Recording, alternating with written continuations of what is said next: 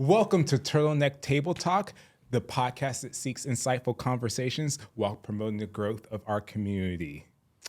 We are your talented, handsome, intelligent, and extremely humble hosts, Devin and Austin.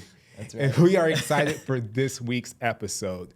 Yeah. With our guest this week, we hope to educate you about living a fulfilling life with muscular dystrophy, and also about the world of acting, in particular, voice acting. And we hope to inspire you that no matter what setbacks you may face, you can definitely overcome them like our guests. Absolutely. And we will also entertain you with our impeccable questions and our entertaining segments. Yeah. So that's a lot to live up to, but we promised it to you guys. So So we have to deliver. Yeah. And I'm really excited because on this terrific Turtleneck Tuesday on a Friday, we're filming this on a Friday, we have the honor of welcoming on an aspiring digital arts actor with Duchenne's Muscular Dystrophy. Yeah. Is that right? Yeah. There we go.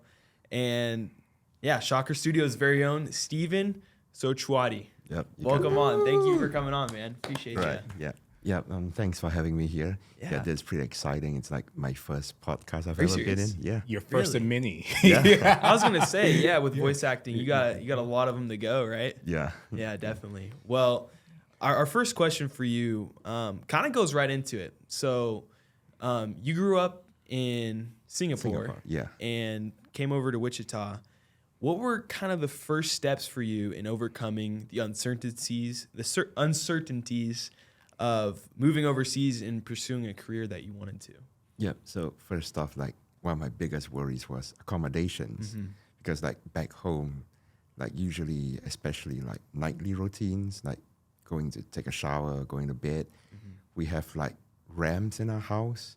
So like, ramps to help like the wheelchair get in and out, because ramps, there's like yeah. Okay, bumps. Yeah, gotcha. Yeah, so when we came here, we were wondering how would we solve that issue.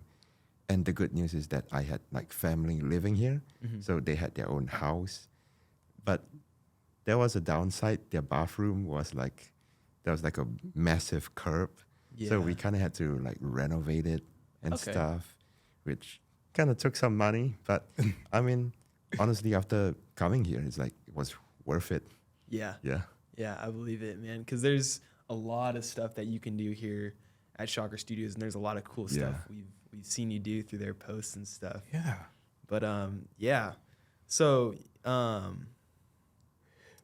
sorry, Well, kind I'll of go back to going off questions. with Yeah. that, because you talked about kind of coming into the country. What made you decide to come to the country, and what made you decide to come to Wichita State? Yeah. Yep. So like one of the main reasons was the accommodations, because I have family living here, but also at the same time, I wanted to find a university nearby that offered acting for like film, because I'm more towards like camera instead of like, theater where you're on the stage. Well, for this, you're in front of the camera, like the lens is like close to you. So like Wichita State was the nearest one that I could find that offered this. And thankfully, from what I found out, it was actually pretty new. So it was almost like a coincidence, like the time when I tried to find a course like this, it just happened to like appear here. So like actually back then in Singapore, I actually studied animation. Really? Okay. Yeah. So while I was doing it, I was like, animating is like kind of similar to acting, but instead of like you acting, it's like you're making the characters on the screen act. But I felt like, this is kind of boring. Yeah. It's like, not to throw animators under the bus, but like, But to throw them under the bus. We're gonna do a little bit. Yes. like for me, I felt like, you know what? I want to be the one acting instead. So I switched over to acting. Yeah. That's kind of a cool story of how, you're like, no, I want to take things into my own hands. Yeah. From animation to acting. But also, like, with having a disability, I feel like that's the big thing people ask you about. How do you take that into your own hands? Because I think a lot of people would very much go into self-pity and, have things come their way, but you're looking out for them, Yeah. and you're going and you're taking steps to pursue that. How did you get into that mindset of things? To be honest with you, I didn't really see my disability as an issue when I decided to go into acting.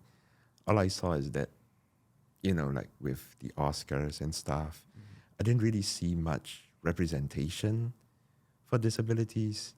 Like when it comes to the other groups, like, the LGBT, people of color, there seems to be some kind of like push for it. But for disability rights, I didn't really see much of it. So I felt that, as someone who doesn't seem to like see any issues with me being an actor, I was like, you know what? Maybe I can be one of those representation in the acting industry.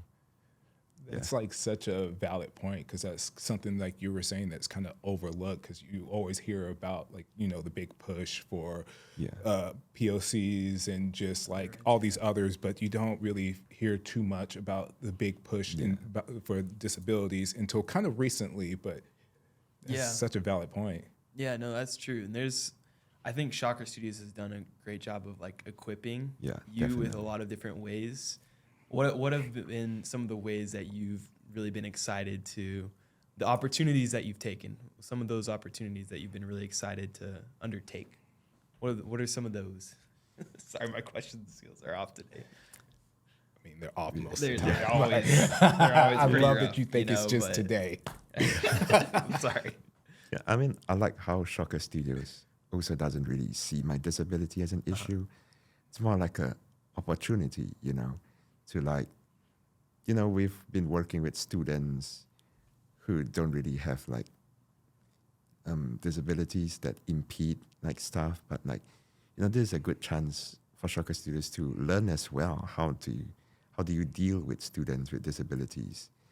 And one of the main things that really help is that, you don't want to like overdo it, but at the same time, you got to acknowledge that, yes, there's certain things that I'm not able to do, or like certain locations that we will not be able to shoot at. So I like how they accommodate to that, like, making sure that locations are accessible, or if there's like an action within a script that I can't do, finding like a replacement for it, Yeah. Okay. And Austin kind of talked about it a little bit in his amazing intro. Oh, thank you. But I was just wondering if you could kind of go and kind of explain a little bit for people who aren't too familiar with the disease that you actually have, and kind of how it actually like affects you and everything. Okay, so like he said, I have Duchenne Muscular Dystrophy. So it's a condition that affects the muscles, and it usually starts from like the legs to the torso and then moving its way up. So one of the main things is like, obviously, I'm unable to walk. So that's like the main issue that it causes. But over time, like I said, since it works its way up, it slowly affects like my arms and up to my neck, which thankfully at this point, it's still kind of mild at this stage for me compared to others at my age. So that's something that I'm grateful for. But, over time, like usually it starts to affect the heart, and that's when, things start to deteriorate pretty quickly then, yeah. Yeah. And is this a inherited, this is an inherited thing, right? This isn't something that you can get contracted. It's kind of like a random thing that can happen. Okay. Like for me, it was kind of like a genetic mutation. Yeah. So, I mean, usually if your family has history of some similar conditions that affect your muscle, there is a slightly higher chance. But for my case, there was like not even a single thing in my family. So it was kind of like a random mutation. Yeah. That's really interesting. Yeah. Some of the genetic stories that I've heard are just very interesting to hear about, but crazy because I never know how they work. So it's really cool. But yeah, I think that's good for our listeners and us as well, because we don't know how it works all the time. I mean, to go into detail, this condition, there's this protein called dystrophin in our bodies, which is used to help repair muscles. So I mean, being the fit guys that you are, you understand that how exercise works, that you actually kind of destroying your muscles in a sense, and your body repairs it, and that's how you get, stronger muscles. But for us, since we lack that protein to help repair it, once it's destroyed, it can't really go back. Okay. Interesting. Okay. And that's where the dystrophy name Yeah. comes from. Okay. Okay. Interesting. I did not know that. I did not either. Wow. Okay. So is that something what kind of measures do you take to slow down the spreading of it? What kind of therapy do you do for that? I mean, I have like therapy to do like stretches, Yeah. because one of the downsides of not being able to walk is that your knees get tighter, so you can't really straighten them. So you kind of have to like, have someone to stretch to make sure it doesn't, get too tight. Yeah. And I also do like mild exercises, because like you don't want to overdo it and damage your muscles, but at the same time, if you don't use it, you lose it as well. That's tough. Yeah. Yeah. Yeah. That's a tough job for a physical therapist. Yeah. Definitely.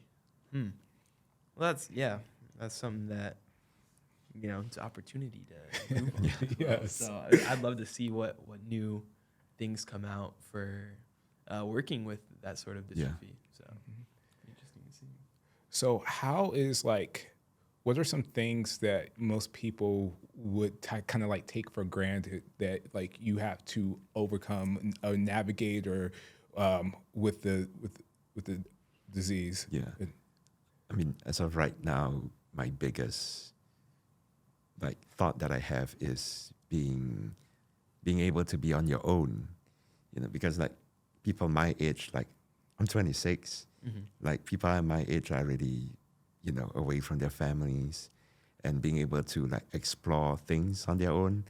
But for me, it's not like a choice like towards me and my family. Like I understand they're doing the best they can, but sometimes I just wish that I could be on my own to explore like my own interests and stuff, which a lot of people do like take for granted. Like, you don't want to be alone, but at the same time, it's good to have like space to be in your own thoughts sometimes. Yeah. Yeah.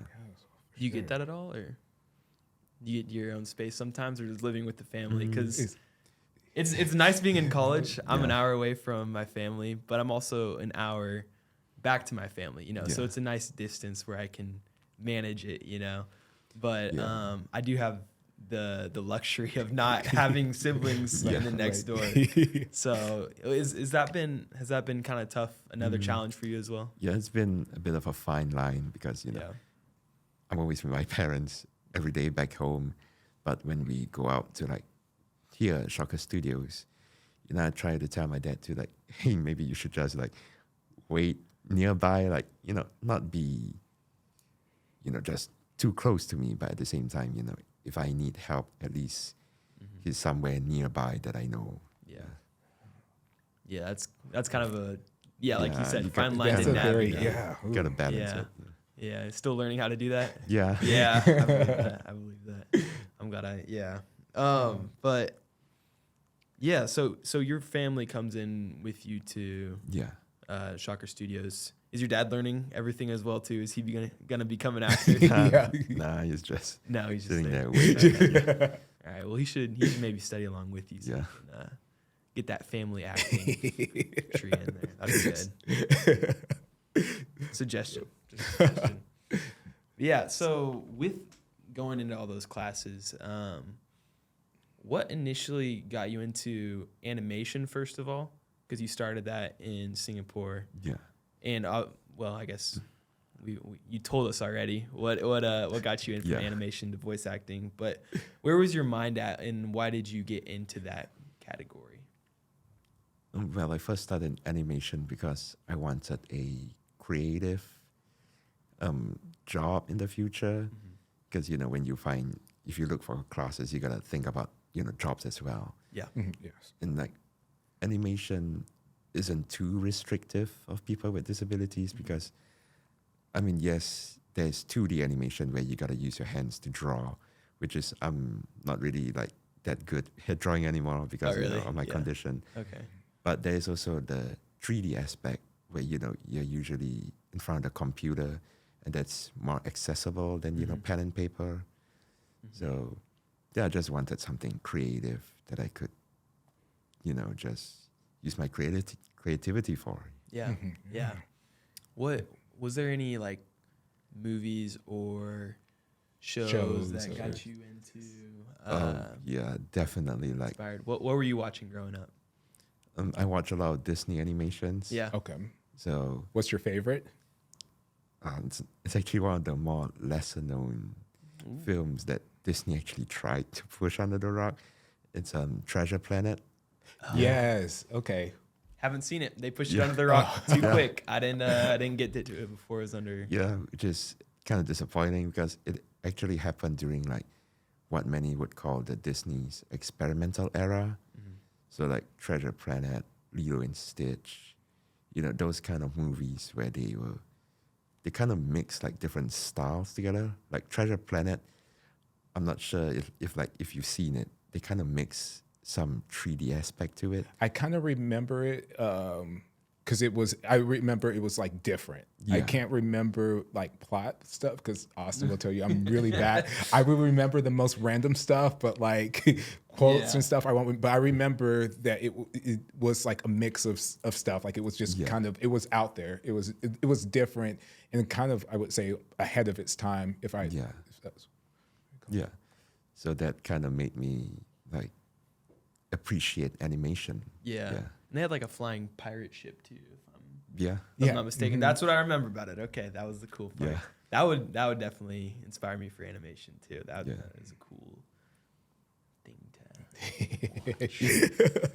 But yeah, so that Disney era kind of got you started. Yeah. What's kind of continued to inspire you as you're moving into a different category of entertainment? Like even though it's a different category, it still uses, I feel like, the same people because end of the day, animation films are still films. You still need actors for it, whether or not it be animated or, live action. Yeah. So I mean that kind of translate into like my transition from animation to acting. Yeah. Yeah. Because it'll be for animation and digital arts like that. Yeah, especially if you go like voice acting. Yeah, It's definitely right, gonna be right. under animation. Yeah. So how did you get into voice acting? Because I feel like it's like one of those things where people are always like, oh, I should do some voice acting and everything. Yeah. But I can't say that do you personally know any like actual voice actors or Are we anything? considered voice actors for being podcasters, or is that? I don't think that I counts. wouldn't count that as voice think- acting. Yeah, Like, that's I think a different category. yeah, I'm like, he's okay. like, don't be disrespecting All my right, yeah, craft. yeah. No, I'll back off. Okay. But yeah, what kind of is the details of how do you start your journey of being a voice actor? I mean, that's kind of weird because when I first came here, my main focus was acting for film, not voice acting. But then I kept having like professors and my peers keep telling me like, you have a really great voice, like a deep voice, especially for like documentaries and stuff. Yeah.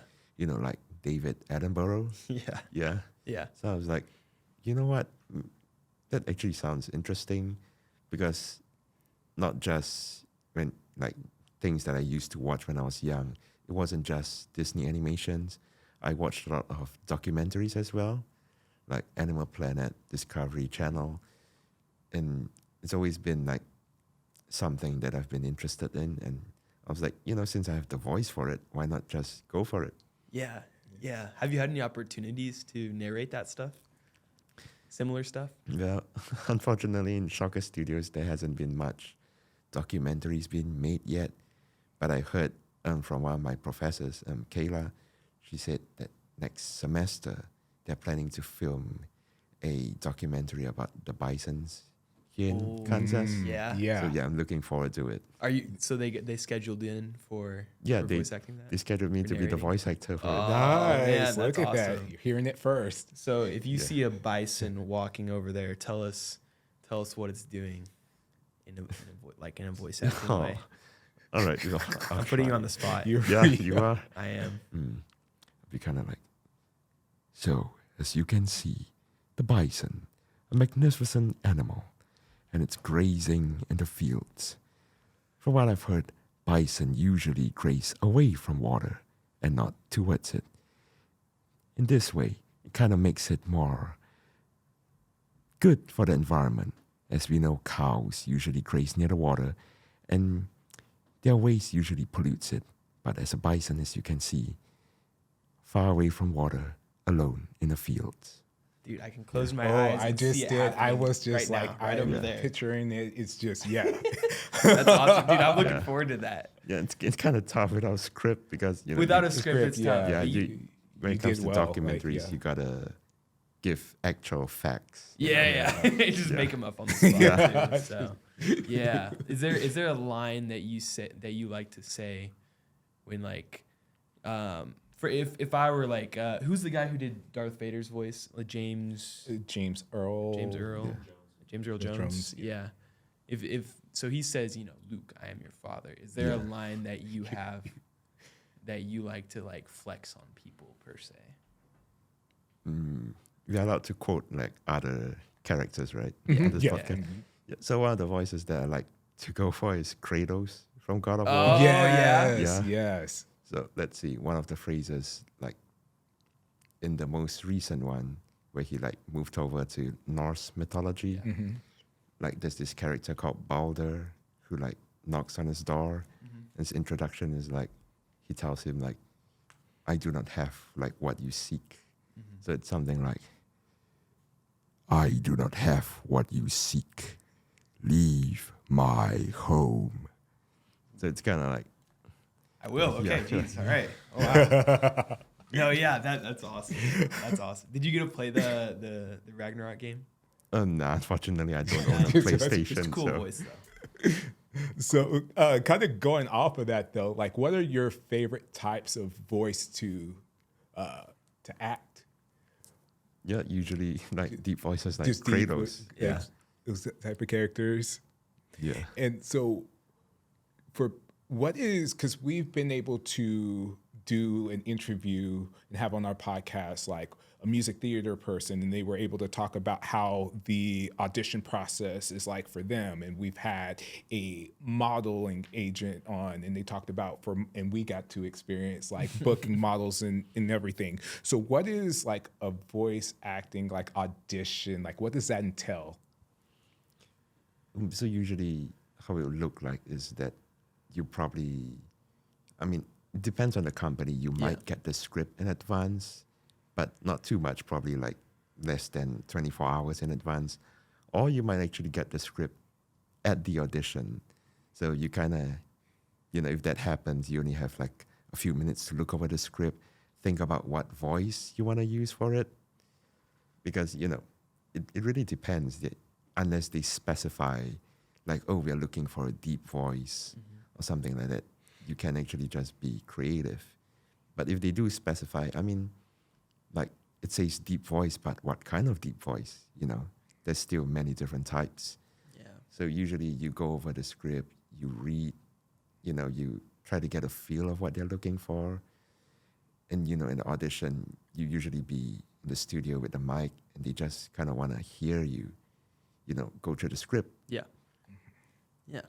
That makes sense. Check out. Yeah.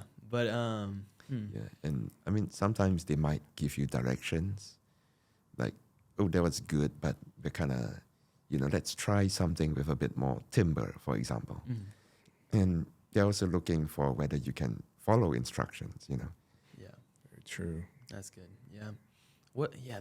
You just said timbre, and I realized since I haven't like done choir in a while, there's so many like vocal tone, vocabulary words that I've totally forgot that I'm sure you're in tune with right now a lot of like putting it. Like I looked at your website and you have deep voice. Yeah. I didn't see timbre on there, but I saw sexy on there. Yeah. And can you do a deep, sexy pickup line? Is there one you have for when you're using pickup lines? All right, I can try. Yeah. I mean, like, hey, girl. Sorry, I'm not helping. You got Sorry, I'm getting rizzed up, as the kids say. Like, So, there you go. You like Red Lobster? Because you could be my cheddar bay.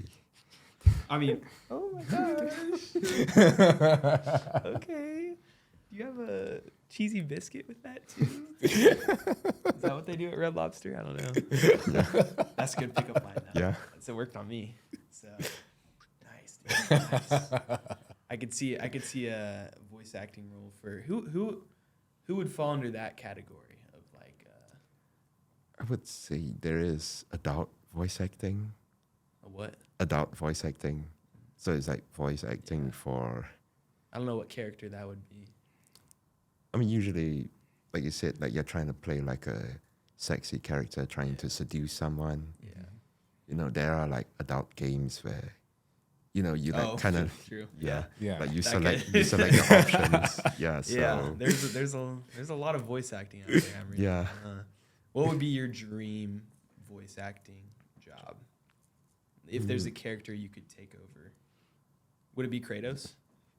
yeah, that'll be fun. Kratos would be a fun. Yeah, but I also like to go towards documentaries, Yeah. like to be the next David Attenborough. Yeah. I mean that might be a stretch, but who knows? Yeah. No, I think that would be awesome. You get near start off with the Buffalo trips. I Yeah. know. Awesome. Already heading in the right direction. For sure. For sure. That'll be really cool. I'm excited to watch that. But I think as far as opportunities like that go, you've also had a cool one to do. I think Justin was mentioning motion capture Yeah. with that. Can you talk about what that was? And explain it from the top, because I did a terrible job of explaining what that is. So, because I'd love to hear about that. Yeah. So like motion capture, you know, like the name says, the actor does like the motion, and then we have like a set of like cameras surrounding the actor to capture their movements. Yeah. And usually motion capture is used for like to translate the movements onto animation. Because like for an animator, there's only so much you can do to make, you know, the character look realistic. And kind of one of the ways to like make their jobs a bit easier is motion capture, because you have like the actors doing the main motion to help them like either to get a reference of, you know, the acting and stuff. And for motion capture to work, I mean, I'm not sure if you've seen the suits. We've got like dots laid around our bodies. So that's kind of like for the camera to capture like the position of like our limbs and stuff. So I mean, motion capture is like, you know, like James Cameron's Avatar. Yeah. It's like one of the big ones. And in terms of actors, like Andy Serkis, it's like one of the main ones. Like he did it in Lord of the Rings, like Golem. Oh, yeah. Yeah. And then what's his name, like Planet of the Apes? Yeah, And, yeah. Caesar as well. Oh, yeah. Yeah. Can you do a monkey voice acting? I can do that. That's a tough one. Yeah. Anyway, sorry, continue. I'm just gonna keep throwing in dumb little questions, so I appreciate you for moving on and No. continuing All professionally. right. So like for motion capture, usually they have to capture your whole body, Yeah. even your legs. But for me, you know, since I don't use my legs that much, there isn't really, I wouldn't say a point, but it's more like kind of redundant since it's gonna be kind of stiff the whole time. So what we did at Shocker Studios when I took the motion capture class is we only took from the torso up. But the issue is that when it comes to the suits, the computer is usually used to capturing the whole body. So like, how do we get the computer to understand that we only wanted to capture the top and not the legs? So we did a bit of experimentation. It did take a while, trial and error and stuff. And I think one of the solutions that we had was that we had an actor stand in as me. Like we have another actor sit down on a chair and cover their legs. And then we capture their points of only the upper torso. And then hopefully when we switch out, we can kind of trick the computer into thinking that that's me. Interesting. Okay. Very interesting. So from my understanding, you had one person walking around with pants on for the motion capture, and you were in Yeah, your and that was and you had the just- top half. Yeah. Okay, interesting. And you were walking around on the animation essentially. So we were actually like individually within the space because, we have to be within the capture space right, that right. the camera can detect us. So first I would be waiting outside, and then we would have one actor go in to stand in as me. And then once we capture his dots, we switch out. So they come out and I go in. So we are not actually in the same space together. We just kind of like swap. Yeah. Okay. Interesting. Okay, yeah. That's cool. That's cool. Yeah. It's like did you ever play Skylanders? No. I think Luke knows what I'm about to say here because they had what? Yeah, they had a swap force. So they had like where you could put the bottom half of one character on another half with the top character, and you could like mix and match your own. Yeah. So yeah, you could have like Yeah. octopus legs. You could have whatever Yeah. bottom half you Yeah. desire now. So I mean, like, to make it clear, when they capture me during motion capture, I'll literally just be a floating torso. Yeah. Yeah. Like I don't know. I'm gonna make any more references. I'm done with references right now. Well, it's like funny because even though I kind of remember that because it like had like a slight moment where it was kind of popular, but it was never big. And the fact that you were into it just lines up perfectly with how I see you. I wasn't allowed to play it actually. That was too violent for me as a kid. But I watched my friend Henry Hine play it. So shout out to Henry. We were definitely doing illegal, violent video game activity as a kid. But anyway, it was fun. It was fun. Yeah. But no, that sounds cool. Has that like resulted in any sort of video that we can see? No, it was just like class. It was class, experimentation. Yeah, that's really cool though, because pushing forward the boundaries, Yeah. making new innovations.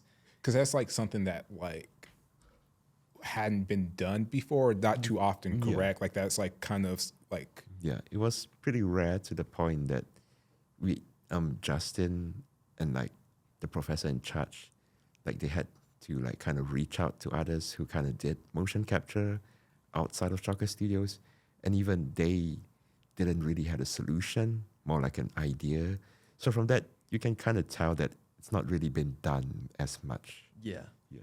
Yeah, that's really cool to be a pioneer on that yeah, I was front. just about to say that word. I was about to say pioneer. Nice. Yeah, We're so on the same wavelength today.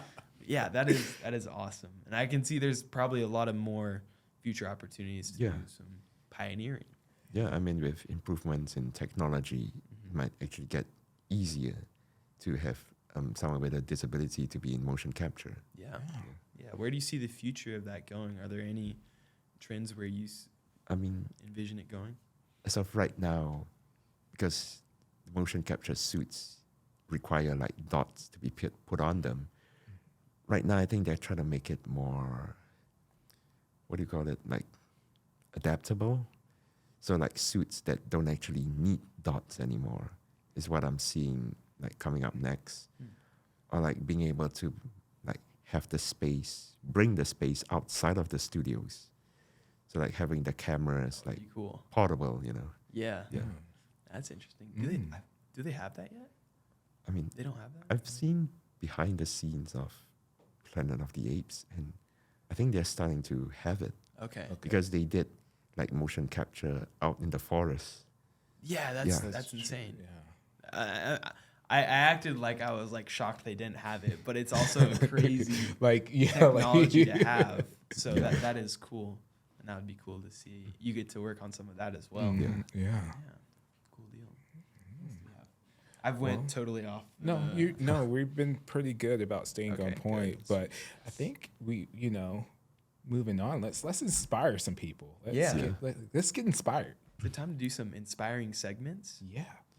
Sponsored by no name sponsor yet. Yet, but this would be a perfect opportunity if you're watching. Sponsored by sponsor here. Anyway, yeah, we like to do a segment called Mount Rushmore of Inspiration, where you give us your personal top 4 inspirational people in your life. And they can be from any aspect of your life. It's just the 4 people who have had like impacts. Yeah, that's a tough one. I never really thought about and it's people. on the spot. Yeah. Well, I say I would like to like say a disabled actor would be my top choice, but that's the thing. I don't even know that many disabled actors as well.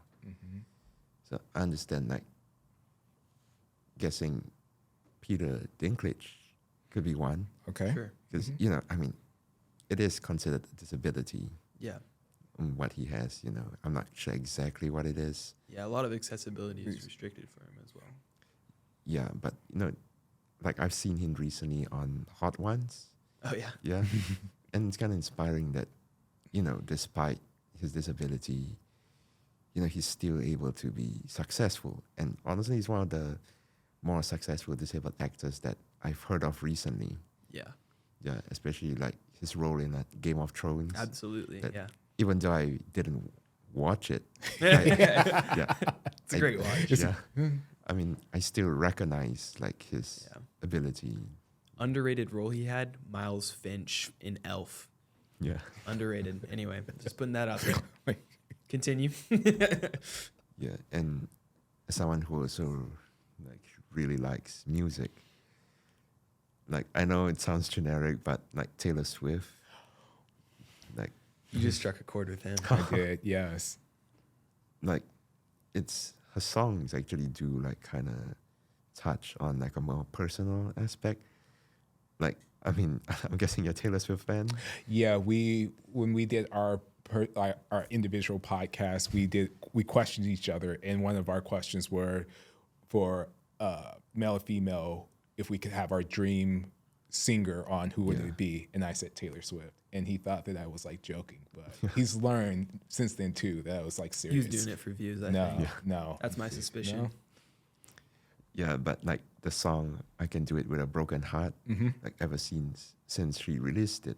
I mean, even though it's actually a more recent song, I mean that's like a quote in the song that kind of really struck out to me, and that is like lights, camera, bitch, smile, like even when you want to die.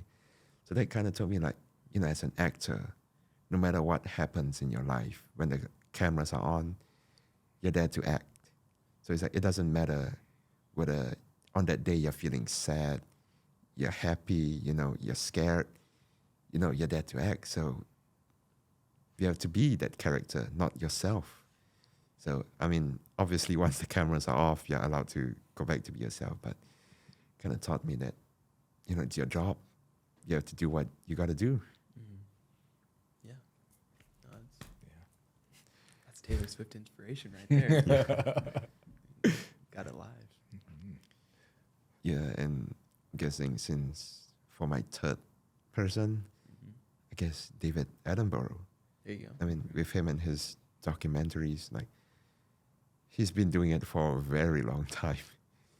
Yeah, and right now I know he's like around like closer to 90 right now, isn't he, in terms of age? And even then, he's still like going strong.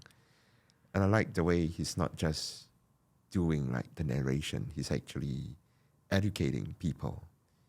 Like, because he does documentary on not just like nature and stuff, but everything else. Although he does steer more towards nature documentaries, I've noticed. But like with me, he taught me so much about the world, and I would like to like do the same to the rest of people who watch us. That's amazing. For sure. You got one more slide on that Mount Rushmore. Oh, one more. Fill it out. Austin doesn't joke around. We have to fill out he's every Mount Rushmore. Yeah. Yeah. I mean, I guess, well, that would be my professor here, Kayla. Because, like, I've only met her, like, last semester, and she's kind of like a new staff in here. She kind of took over the acting program from Brett, because previously it was Dr. Brett Jones who was teaching us acting, and then recently he went back to the theater side, and we have Kayla. here to teach us acting. And, in the short amount of time that I've known her, she's given me inspiration because of the way she believes in me. Because, everyone has bad days. There's some days where my disability does get to me. It's like, oh, how I wish I could do this. I wish I could do that. And, I feel like Kayla kind of gives like a safe space for me to share these like negative thoughts with. And she kind of helps me turn them into like strengths. Like recently we had a really long talk about, personal stuff. And she kind of gave me back my motivation to like continue acting and to represent the disabled community. No, that's Nice, amazing. nice, yeah. Yeah, because I'm sure we don't always get to see that side Yeah. of you. And what do you tell people who may be dealing with disabilities as well? Because you've had to deal with it and you've learned a lot from it as well. So what inspiration can you give others? Mm-hmm. I mean, first off, I'd like to say that I am, when it comes to disabilities, there is still like levels to it. And I'm grateful that mine is still kind of mild, because I understand there are others out there who kind of have it worse than me. So it's like, how do I motivate them too? Because like, it's easy for me to say, just do it, but is it really that easy to actually put that into action? And I understand some people may not see it the same way, but I guess my advice is just like, if you have a passion for something, I mean, just like go for it. Because if you really want it, you would do whatever you can to have it. And I understand that, there are others that, may not be able to move. And like, I wish I could, think of something to say to them, but, just like enjoy life while you can. Yeah, Yeah. absolutely. And kind of going along the lines of that, how can people be kind of like allies or, help or with understanding how can able people be a part of that? I mean, the best you can do is probably show support for disabled actors. As like I said before, there's actually not many that we've seen like on screen and stuff. And like, yeah, it is kind of tough because like sometimes there's not much you can do. You can only like do what you can. But for me, it's like if you know someone who's disabled and is an actor, I mean, I guess you could just like look out for jobs for them if you know them personally.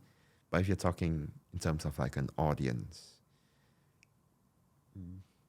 it is kind of tough. Like the only thing I can think off the top of my head right now is probably like donate to like organizations that help support people with disabilities. But in terms of actors, it's just like, if you see one on screen, just show them your support. Yeah. Are there some organizations that have helped you out with things like that? There is an organization called the Muscular Dystrophy Association. And back in Singapore, we also had our own like variation of it, which, I mean, I'm not sure if it's actually the same company, just a derivative. Like a, I don't know. Yeah. Good. yeah. But yeah, honestly, I've not really come into contact with them as much because like, so right now I'm just trying to focus on my studies. Yeah. Yeah. Well, that's cool to know that they're out there and that we can support through those. But yeah, I appreciate the advice for us because I am really excited to see where you can go with your career, and we'll definitely post you for any jobs that we got on LinkedIn or whatever. But, I mean, another thing would be like don't forget us, because like I said before, like people seem to be pushing for the other communities a bit stronger, and like it seems like we're kind of left behind. So it's like just like remember us and like like I said, just show your support. Yeah, absolutely, for sure. And I'm really excited that you're in such an environment that will do just that in Shocker Studios. So, yeah, we're in the same environment. Yeah, and we feel the love. So our turtlenecks will not be forgotten. And, we're glad that they can do that for everyone as well. So, yeah, it's been an amazing conversation with you, Steven. Dude, I'm really glad we could sit down and do this. So, yeah. You have more questions to ask? Maybe. I was gonna save that for the bonus. Well, I guess would there be any last little words that you would like to say to our audience and to people who might be checking this out, or any parting words? Yeah, sure. Which camera do I look to? You've been looking at that one. Yeah. I guess the last piece of advice I can give you is just, be yourself. If you have a passion, go for it, and do whatever you want. As long as it's not, illegal or immoral. That's a good disclaimer. Appreciate you for putting that in. Someone was gonna go to do something bad. I was about to do what I wanted to do. Thank you for doing that. Yeah, and also, just support your actors. Regardless of where they come from. Yeah. Absolutely. We appreciate you, man. And if people want to reach out to you, do you have a website? How can people reach out to you? Yeah, I have an Instagram. It's at Steven Soetjoadi. So that's at StevenSoetjoadi.